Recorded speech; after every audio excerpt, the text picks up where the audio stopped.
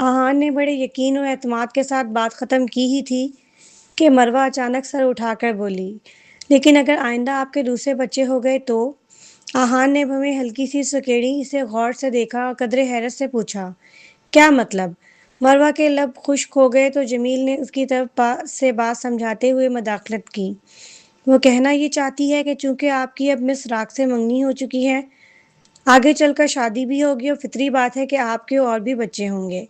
तब आप इन दो लड़कों का क्या करेंगे? उसी लम्हे आहान के होंठों पर हल्की सी मुस्कुराहट उभरी, जो बहुत मुख्तसर थी मगर वाज़ेह। मेरे मज़ीद बच्चे नहीं होंगे। मरवा और जमील दोनों चंद सानियों तक इसे ऐसे घूरते रहे जैसे उन्होंने कुछ गलत सुन लिया हो। दोनों के जहन में एक ही ख्याल उभरा, वाकई इसने अभी अभी ये कहा है। मगर अगले ही पल मरवा का दिल जैसे हल्का हो गया। बहुत दिनों से जो खदशे, जो अंदेशे इसे अंदर ही अंदर काट रहे थे, वो एकदम ढीले पड़ गए। वो खुद भी नहीं समझ पा रही थी कि क्यों, लेकिन उसके सीने से किसी भारी चट्टान का बोझ जैसे उतर गया था। कैफे से वापस आते ही जमील जब्त खो बैठे और ड्राइंग रूम में पहुंचते ही इस पर बरस पड़े, मरवा गिलानी देखो तुमने क्या गुर खिलाया है। वो खामोशी से उनके सामने खड़ी रही, सर झुकाए, हाथों की उंगलियां आपस में गुथी हुई थीं। इसकी हिम्मत नहीं हो रही थी कि जवाब में कुछ बोले।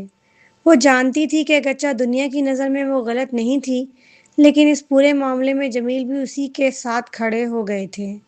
यहाँ तक कि उन्होंने ही इसे वापस आने पर मजबूर किया।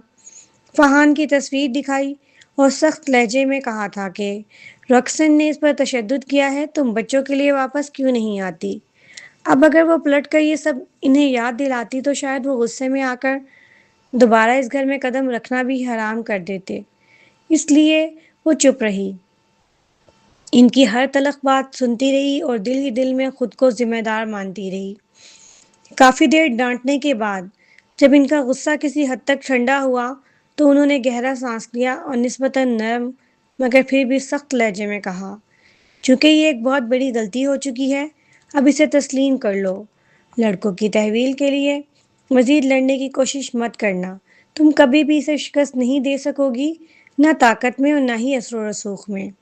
ठीक है अंकल जमील। मरवा ने पूरी फर्माबरदारी से सर हिलाया। और अब आगे तुम्हारा क्या इरादा है? जमील ने चंद लम्हे खामोश रहकर तहम्मुल से पूछा। अगर मैं गलत नहीं तो तुमने गिलानी हाउस खरीद लिया है ना? मरवा ने हल्की सी हिचकिचाहट के बाद जवाब दिया। जी, चंद दिन पहले मुझे फरोख्त और ख़रीदारी के माहिदे पर दस्तखत करना था, लेकिन लड़कों के सिलसिले में उलझने की वजह से वो सब रुका हुआ था। अब चूंकि इनका मामला वक्ती तौर पर तो तय हो गया है, इसलिए मेरा इरादा है कि पहले वो सारा कानूनी अमल मुकम्मल कर लूँ। और वो बात करती करती ठटकी, हिम्मत जमा करके आहिस्ता से बोली, और मैं ये भी सोच रही थी कि आप दोनों के लिए भी एक नया घर खरीद लूँ। वो ये बात बहुत पहले से दिल में लिए फिर रही थी, मगर हर दफ़ा शहनीला के रवैये के बायस हिम्मत हार जाती।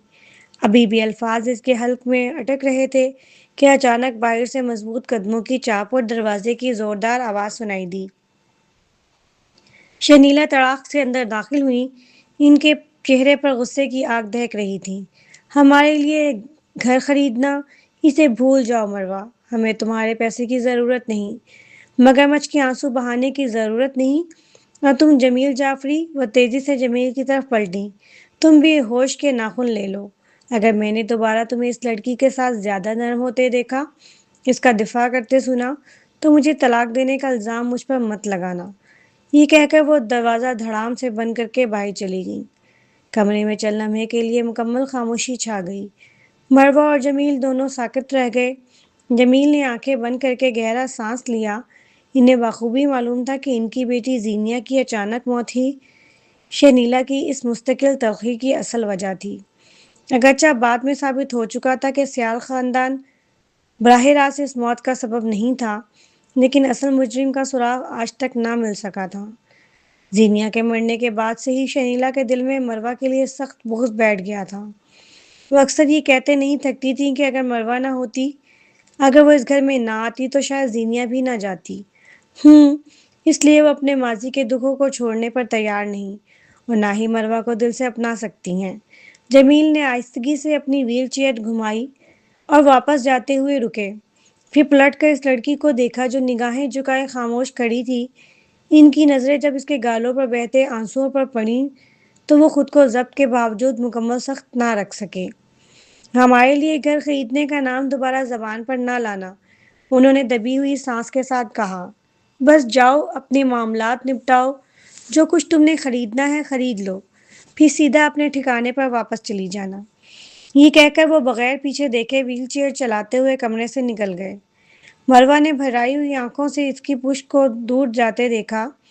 جب تک وہ نظر سے اوجھل نہ ہو گئی اس کا دل گھٹنے لگا، سانس حلق میں اٹک گئی اور ایک ہی خیال دل میں گونجا۔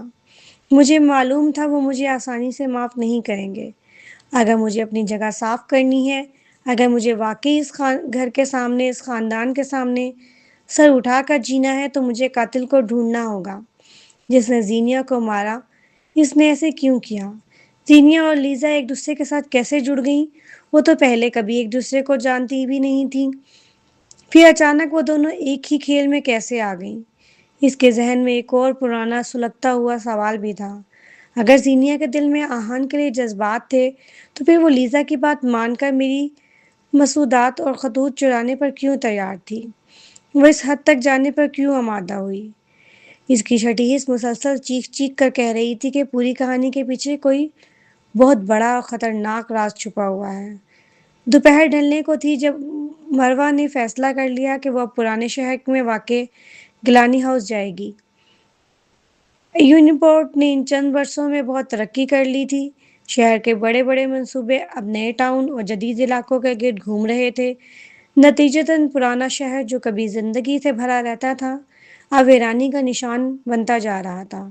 جب ٹیکسی پرانے شہر کے سنسان راستوں پر مڑتے ہوئے گیلانی ہاؤس کے قریب رکی تو ڈرائیور نے ریئر ویو مرر سے اسے غور سے دیکھا اور محتاط لہجے میں پوچھا، باجی واقعی آپ نے یہیں اترنا ہے؟ ادھر تو اب کوئی رہتا بھی نہیں، زیادہ تر لوگ سالوں پہلے جا چکے ہیں، علاقہ تقریباً ویران ہے۔ جی مجھے یہیں اترنا ہے، کچھ پرانا کام نپٹانا ہے، مروہ نے دھیمے لیکن یقینی انداز میں کہا۔ وہ اس جگہ سے کیسے ممکن ہو سکتی تھی؟ چاہے گیلانی خاندان زوال پذیر ہو چکا تھا لیکن یہ گھر، یہ صحن، یہ دیواریں اسی کی بچپن کی یاد تھی، اس کی پہچان تھی۔ ٹیکسی رکی تو باہر کھڑے ایک ادھیڑ عمر شخص نے فوراً آگے بڑھ کر مؤدبانہ انداز میں کہا، کیا آپ مس گیلانی ہیں؟ میں برائن زینڈر ہوں، آپ سے پہلے فون پر وقت طے کیا تھا۔ مروہ نے سر ہلا کر تصدیق کی اور ایک لمحے کے لیے اس شخص کے پیچھے کھڑے اپنے پرانے گھر کی طرف دیکھا۔ وہ گھر جو سیال کی شاندار رہائش گاہ کا ہم پلہ تو کبھی نہ رہا مگر اس کے لیے ہمیشہ سب سے قیمتی جگہ رہی، وہ جگہ جہاں اس کے ماں باپ کی ہنسی گونجتی تھی، زینیا کے قدموں کی چاپ سنائی دیتی تھی اور اس کی نوجوانی کے خواب پلتے تھے۔ برائن نے مختصر رسمی گفتگو کے بعد اس کے ساتھ فروخت و خریداری کے معاملے پر دستخط کروائے۔ اس نے بتایا کہ نیلامی میں یہ مکان لینے کے بعد اس کا ارادہ تھا کہ اسے تجارتی عمارت میں تبدیل کرے، مگر جب سے نئے شہر کی تعمیر پر حکومتی توجہ بڑھی ہے، پرانے علاقے میں سرمایہ کاری کم ہو گئی، لہٰذا وہ اب تک اس عمارت کو یوں ہی خالی چھوڑے ہوئے تھا۔ مروہ کے لیے یہ سب سننا کسی نعمت سے کم نہ تھا، کم از کم اس گھر کے اندر کی دنیا ویسی ہی تھی جیسی وہ چھوڑ کر گئی تھی۔ دروازہ کھلتے ہی اندر قدم رکھتے ہوئے وہ پوری طرح کانپ گئی۔ 7 سال، پورے 7 سال بعد وہ دوبارہ اس دہلیز سے اندر آ رہی تھی۔ کمرے میں صحن، دیواریں، کھڑکیاں سب جیسے وقت کے فریم میں جم گئے تھے۔ کوئی بڑی تبدیلی نہیں تھی، بس ہر چیز پر دھول کی موٹی تہ جمی تھی، جیسے یہ گھر بھی اس کے انتظار میں سانس روکے بیٹھا ہو۔ وہ آہستہ آہستہ زمین کے ہر کونے میں گئی، کچن، ڈرائنگ روم، وہ چھوٹا سا اسٹڈی جہاں وہ اکثر لکھا کرتی تھی، پھر سیڑھیاں چڑھ کر اوپر والدین کے کمرے میں گئی۔ وہاں سے نکل کر وہ اپنے کمرے میں داخل ہوئی اور پھر ساتھ ہی موجود زینیا کے کمرے کے سامنے رکی۔ زینیا، اس کے دل میں ایک دھیمی سی آواز ابھری۔ اس نے ہلکے سے دروازہ کھولا اور کمرے میں داخل ہو گئی۔ کمرہ تقریباً اس کے اپنے کمرے جتنا تھا۔ جب سالوں پہلے اس کے والدین زینیا کو دوبارہ گھر لے آئے تھے تو انہوں نے اسے بالکل اپنی بیٹی کی طرح رکھا۔ اس کے کمرے کا سائز، فرنیچر، ہر چیز تقریباً مروہ جیسی تھی۔ وہ اسے کمتر محسوس نہیں ہونے دینا چاہتے تھے۔ اب البتہ وہاں دھول کے ساتھ ساتھ عجیب سی بدنظمی بھی تھی۔ چھوٹے صوفے پر کپڑے، باکسز اور کاغذات کا ڈھیر پڑا تھا۔ بستر پر بھی چیزیں بکھری تھیں۔ میز پر کتابوں، نوٹس اور چھوٹی موٹی اشیاء کا انبار لگا ہوا تھا۔ ایسا لگتا تھا کہ زینیا نے آخری وقت تک کبھی بھی اپنا کمرہ صحیح طرح صاف نہ کیا ہو۔ محتاط قدموں سے اندر گئی اور اضافی چیزیں کنارے کرتے ہوئے میز کے قریب پہنچی۔ اچانک اس کی نظر کاغذوں کے ڈھیر کے نیچے چھپی ایک چھوٹی سی ڈائری پر پڑی جس پر چھوٹا سا تالا لگا تھا۔ یہ کیا ہے؟ اس نے حیرت سے زیر لب کہا اور ڈائری کو باہر کھینچ لیا۔ یہ بالکل ویسی ہی ڈائری تھی جیسی ہائی اسکول کے زمانے میں لڑکیوں میں مقبول ہوتی تھی۔ چمکدار سرورق، چھوٹا سا تالا اور اندر شاید سوچی سمجھی راز بھری تحریریں۔ اس نے اپنے دور کی سہیلیوں کی یاد میں مسکرا کر سوچا کہ اکثر لڑکیاں اپنی سارے دل کی باتیں، محبتیں اور شکوے انہی ڈائریوں میں قید کر دیتی تھیں۔ زینیا، تم نے کیا لکھا تھا اس میں؟ تجسس غالب آ گیا۔ مروہ نے ایک پین سے آسانی سے تالا کھولا اور پہلا صفحہ پلٹا۔ چند سطریں اس کے سامنے آئیں اور وہ دنگ رہ گئی۔ 17 مارچ، معمول کی جگہ مروہ کے مسودے کی دوسری جلد۔ 25 مارچ، معمول کی جگہ مروہ کے مسودے کی تیسری جلد۔ 2 اپریل، معمول کی جگہ مروہ کے مسودے کی چوتھی جلد۔ اس کی آنکھوں نے ایک پل کے لیے تو جیسے پڑھنے سے انکار کر دیا۔ یہ کیا ہے؟ زینیا میرے مسودوں کا ریکارڈ کیوں رکھ رہی تھی، وہ بھی تاریخ کے ساتھ؟ اور ہر بار ایک ہی فکرہ، معمول کی جگہ۔ اس کے ہاتھ بے اختیار کانپنے لگے مگر وہ آگے پڑھتی گئی۔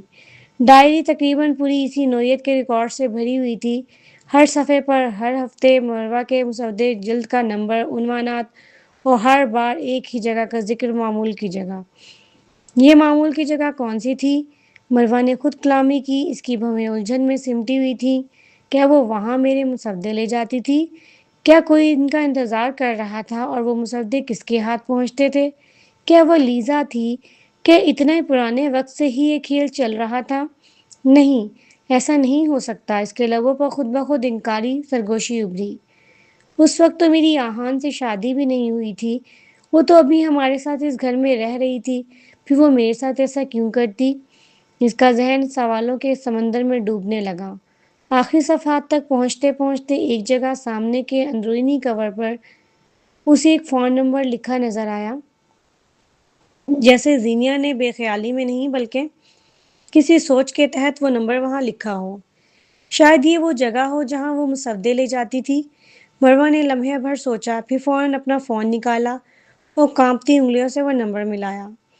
کال ملتے ہی دوسری طرف ایک عورت کی پروفیشنل سی آواز ابھری۔ ہیلو بلیو انچینٹرنس، کیا آپ کو کسی کمرے کی بکنگ کرانی ہے؟ بلیو انچینٹرنس، مروہ حیرت سے بولی۔ معاف کیجیے گا، کیا یہ کوئی ہوٹل ہے؟ ہوٹل؟ دوسری طرف کی عورت نے ناگواری سے ہنکارا بھرا۔ یہ نائٹ کلب ہے۔ مذاق مت کریں، میرا وقت ضائع ہو رہا ہے۔ پھر اس نے جھنجلا کر کال کاٹ دی۔ مروہ نے خالی نگاہوں سے فون کی اسکرین کو دیکھا۔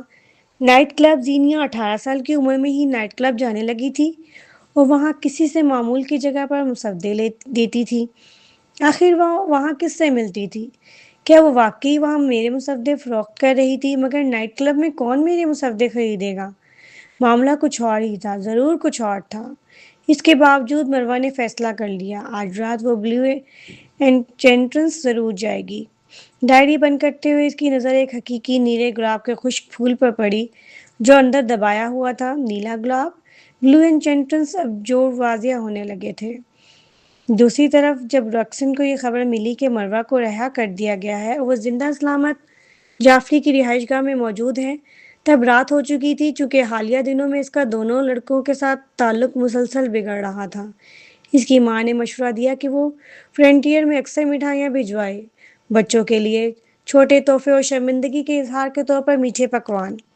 مقصد یہ تھا کہ رفتہ رفتہ انہیں رام کیا جا سکے۔ چنانچہ آج بھی وہ اپنی ماں کے ساتھ ہاتھ کی بنی ہوئی مٹھائیاں لے کر فرنٹیئر پہنچی۔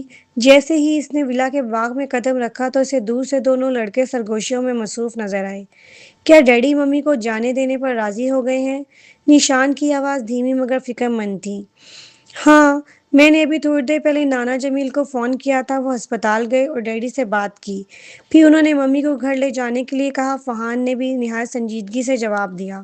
نشان نے سکھ کا سانس لیا۔ اس بار ساری غلطی ہماری ہے۔ اگر ہمارا پلان فیل نہ ہوتا تو ممی کو اتنا سب نہیں جھیلنا پڑتا۔ اب ہمیں یہ یقینی بنانا ہوگا کہ وہ ٹھیک ہوں اور محفوظ بھی۔ کیا تمہیں لگتا ہے ڈیڈی ممی کو دوبارہ مشکل میں ڈالیں گے؟ نشان کے لہجے میں تشویش نمایاں تھی۔ مجھے نہیں لگتا۔ آج صبح میں نے خود دیکھا کہ نانا جمیل انہیں ایک کیفے میں لے گئے تھے جہاں ڈیڈی بھی آئے تھے۔ جب ممی وہاں سے نکلی تو وہ کافی پرسکون لگ رہی تھیں۔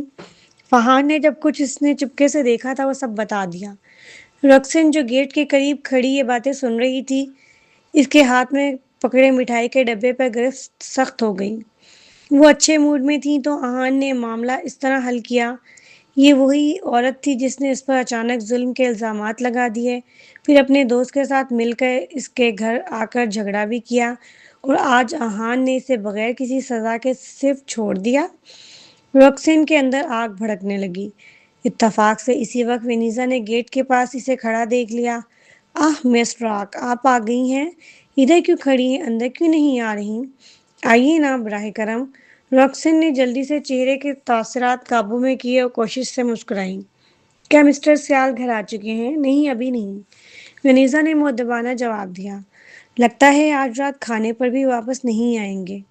کچھ دیر پہلے انہوں نے مسٹر نشان اور مسٹر فہان سے فون پر بات کی تھی، بس۔ رکسن کے چہرے پر سختی اور بھی بڑھ گئی۔ کھانے پر بھی نہیں آئیں گے؟ کیا واقعی صرف کمپنی کی مصروفیت ہے یا کچھ اور؟ اس نے فوراً فیصلہ کیا کہ وہ خود آہان کے آفس جائے گی۔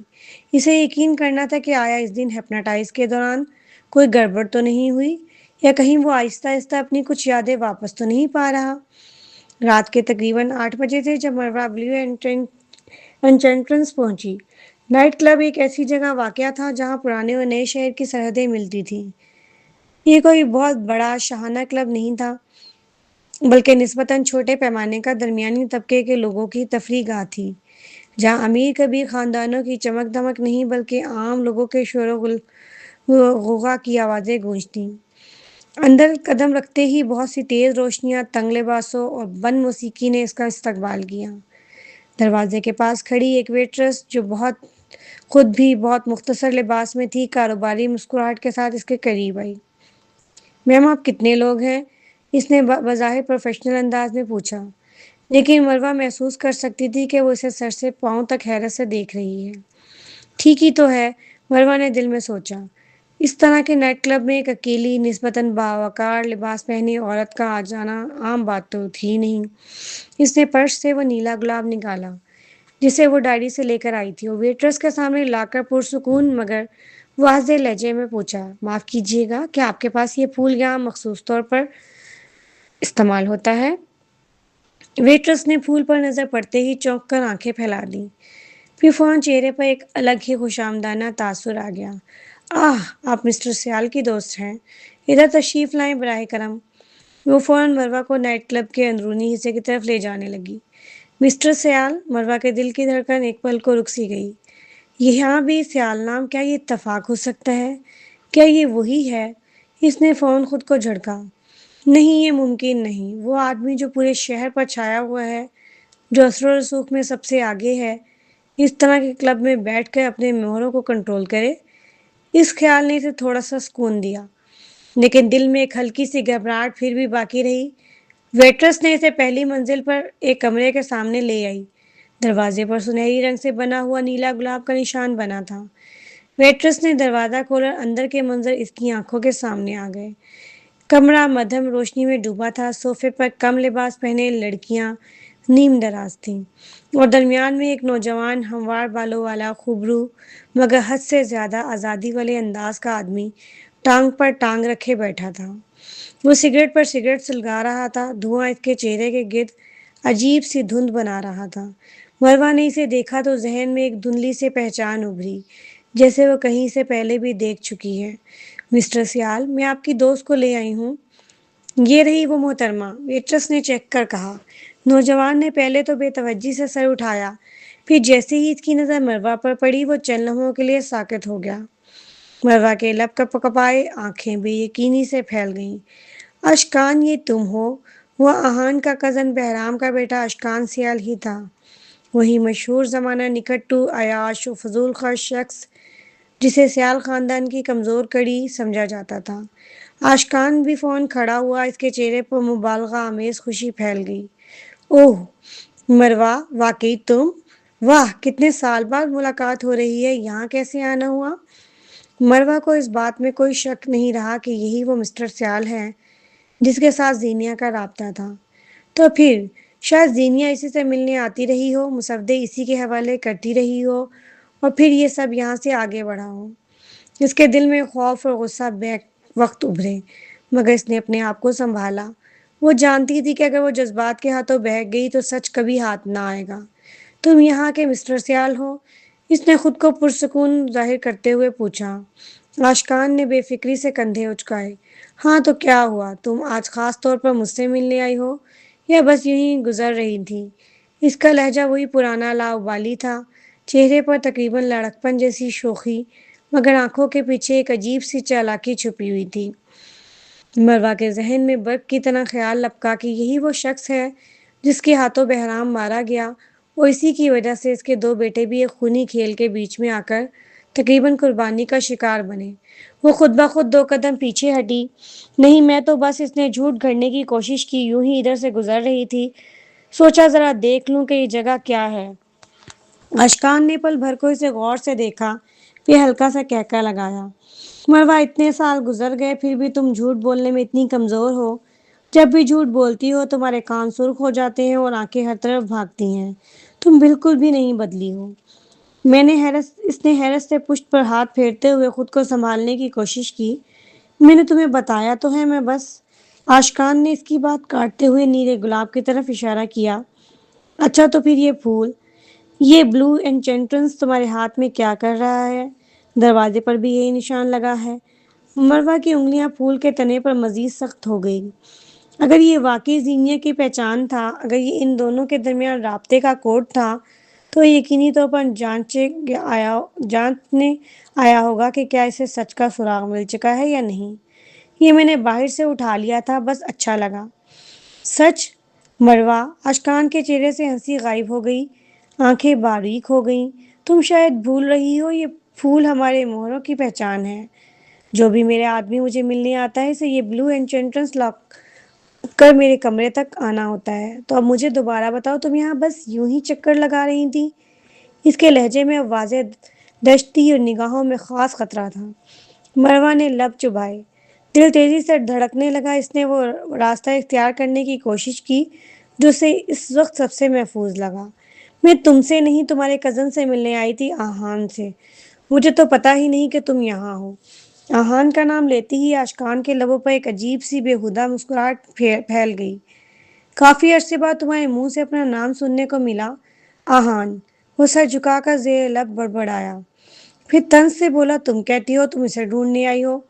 क्या वो यहाँ आकर बैठता है? अगली बार कोई बहाना बनाओ तो कम अज कम काबिले यकीन तो रखो। आशकान रोशनी के इस जाविये में खड़ा था जहाँ इसके चेहरे के धुंधलेपन के बावजूद इसकी आंखों की दरिंदगी छुप नहीं पा रही थी। चलो अब खेल बंद करते हैं। इसने अचानक आगे बढ़कर इसे रोकते हुए दरवाजे तक रसाई बंद कर दी। मुझे साफ साफ बताओ, तुम यहाँ क्यों आई हो? तुम्हें किसने भेजा और ये ब्लू एन्चेंट्रेंस तुम्हारे हाथ में क्या क्यों है? मरवा का दिल अब खौफ के साथ साथ गुस्से से भी भर रहा था। वो बहर गिरानी खानदान की बेटी थी, डर कर मिटने वाली नहीं। मुझे किसी ने नहीं भेजा, इसने दांत भींच कर कहा। और अगर मैं सच जानने आई भी हूं तो तुम्हें इससे क्या? आशकान के लबों पर सद मुस्कुराहट उभरी। इसने अचानक इसकी बाजू को मजबूती से जकड़ लिया और आंखों में झुककर ठंडे लहजे में पूछा, क्या जीनिया ने तुम्हें कोई सुराग छोड़ा था? तुम्हें यहाँ आने में इतने साल क्यों लगे? जीनिया का नाम सुनते ही मरवा के अंदर जैसे कोई तार टूट गई। तो मैं ठीक थी, यही है वो शख्स, पर्दा उठ गया। तो ये तुम हो? वो लड़ती आवाज में बोली, तुम ही इस सब के पीछे थे? तुमने इसे क्यों मारा? क्या तुम जीनिया को कत्ल किया था? इसके सवाल में जलजला था, मगर आशकान पर इसका कोई खास असर न हुआ, बल्कि वो खुश सा हो गया। तो आखिर तुमने खुद ही तस्लीम कर लिया कि तुम अफवाहों के पीछे भाग रही हो? इसने सुकून से कहा। ہاں، تم یہ سمجھ سکتی ہو کہ پورا کھیل میں نے بچھایا تھا؟ تم پوچھتی ہو میں نے ایسا کیوں کیا؟ آہان نے میرے باپ کو مارا، بہرام کو، تو میں اس کے دل پر وار کیوں نہ کرتا؟ وہ لمحہ لمحہ الفاظ زہر کی طرح اس کے وجود میں اتر رہے تھے۔ جہاں تک زینیا کا تعلق ہے، وہ بس ایک مہرہ تھی۔ جب مہرہ بیکار ہو جائے تو اسے سنبھال کر رکھنے کا کیا فائدہ؟ مروہ کو یوں لگا جیسے کسی نے اس کے کانوں کے قریب بم پھینک دیا ہو۔ اس کے ہوش کی دنیا لڑکھڑا گئی۔ تم جھوٹ بول رہے ہو، زینیا ایسا نہیں کر سکتی۔ وہ اشکان نے اس کی بات کاٹ کر کہہ لگایا، جھوٹ؟ تمہیں لگتا ہے میں تمہیں کوئی ڈرامہ سنا رہا ہوں؟ تمہارا گیلانی خاندان جس طرح تباہ ہوا، تمہارے والد کا غیر قانونی کاروبار پکڑا گیا، پولیس چھاپے، دیوالیہ پن، یہ سب کس کے ہاتھوں ہوا جانتی ہو؟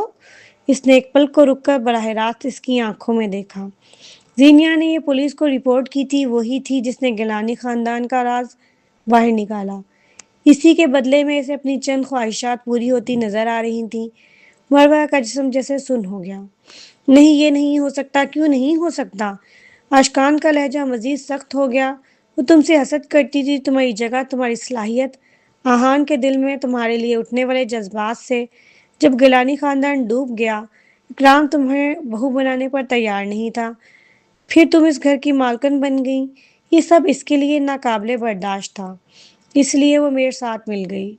یہ جملہ مروہ کے دل پر ایک نئے وار کی طرح لگا۔ آنکھوں میں پانی بھر آیا، سانس رک رک کر آنے لگا۔ اشکان نے نہایت سرد لہجے میں مزید کہا، خیر، تمہیں اس پر میرا شکریہ ادا کرنا چاہیے۔ تم جس کار حادثے کو تقدیر سمجھتی ہو، وہ دراصل میری منصوبہ بندی تھی۔ زینیا کی گاڑی جس طرح پلٹی تھی، اس کا جسم تقریباً گوشت کے لوتھڑے میں بدل گیا تھا۔ تم کہو تو اس سے بدلے کی تکمیل بھی کہہ سکتے ہو۔ یہ کہہ کر اس نے بے حیائی سے اس کے گال پر بہنے والے آنسو کو انگلی سے چھوا اور انگلی اپنے ہونٹوں تک لے آیا۔ مروہ کے بدن میں گھن کی شدید لہر دوڑ گئی۔ مجھے ہاتھ مت لگاؤ، وہ پھٹ پڑی۔ تم پاگل ہو، عفریت ہو، تم دونوں۔ اس کی آنکھوں کے سامنے آہان کی بھی جھلک آ گئی۔ عفریت ہو؟ اشکان کی برداشت کا پیمانہ لبریز ہو چکا تھا۔ عفریت؟ وہ گررایا۔ تمہارے خیال میں عفریت ہوں، جبکہ میں نے تمہارا بدلہ پورا کیا۔ اگر میں واقعی شیطان ہوتا تو تم سمیت سب کو ختم کر دیتا۔ تمہیں زندہ چھوڑنے کا کوئی فائدہ نہیں تھا۔ اگلے ہی لمحے اس نے اسے دیوار کی طرف جھٹکے سے اچھالا۔ آہ! مروہ کا سر زور سے دیوار سے ٹکرایا۔ آنکھوں کے آگے چنگاریاں سی ناچنے لگیں۔ وہ لڑکھڑا کر زمین پر گرتی چلی گئی۔ وہ ابھی صحیح طرح ہوش میں بھی نہ آئی تھی کہ اشکان نے اسے دوبارہ بازو سے پکڑ کر کھینچ لیا۔ اس کی ملازمائیں جو کمرے کے کونوں میں کھڑی یہ سب دیکھ رہی تھیں، بری طرح خوفزدہ ہو گئیں۔ ان میں سے کچھ نے آہستہ آہستہ دروازے کی طرف سرکنا شروع کیا کہ شاید موقع ملتے ہی باہر نکل جائیں، مگر اشکان کی درندگی سے وہ بخوبی واقف تھیں۔ اس کے غصے کے عروج پر کوئی حد نہیں رہتی تھی۔ کہاں جا رہی ہو تم لوگ؟ اشکان نے غرا کر پوچھا۔ کیا میں نے تمہیں جانے کی اجازت دی ہے؟ وہ سہم کر وہیں رک گئیں۔ اس نے اچانک مروہ کے بال مٹھی میں جکڑے اور زور سے کھینچ کر اس کا چہرہ سب کے سامنے کر دیا۔ دیکھو، اچھی طرح دیکھو۔ اس کی آواز میں جنون تھا۔ جانتی ہو یہ کون ہے؟ یہ شہر کے سب سے طاقتور آدمی آہان سیال کی بیوی ہے، تمہاری بہت اونچی والی بھابھی، مروہ گیلانی۔ کمرے میں موجود سب لڑکیاں ششر رہ گئیں۔ کسی کو یقین نہیں آ رہا تھا کہ حیادار، نسبتاً سادہ لباس میں ملبوس یہ عورت سیال کارپوریشن کے صدر کی بیوی ہو سکتی ہے، لیکن اشکان کی موجودگی میں کوئی اس کی بات کو جھوٹ کہنے کی جرات بھی نہیں رکھتا تھا۔ حسد، حیرت، خوف ایک ساتھ سب کے چہروں پر ابھرا۔ مروہ کی سانسیں تیز ہو رہی تھیں، درد سے اس کا وجود لرز رہا تھا، مگر آنکھوں کے اندر سنجیدگی اور مضبوطی ابھی باقی تھی۔ وہ جان چکی تھی کہ آج کی رات نے اس کے سامنے بہت سے راز کھول دیے ہیں۔ زینیا کی غداری، اشکان کی سازش، گیلانی خاندان کی بربادی، ہر چیز اب دھند سے نکل کر واضح ہو گئی تھی۔ اب سوال صرف ایک تھا، کیا وہ ان سب سچائیوں کے ساتھ زندہ رہ بھی سکے گی اور آگے کیا کرے گی؟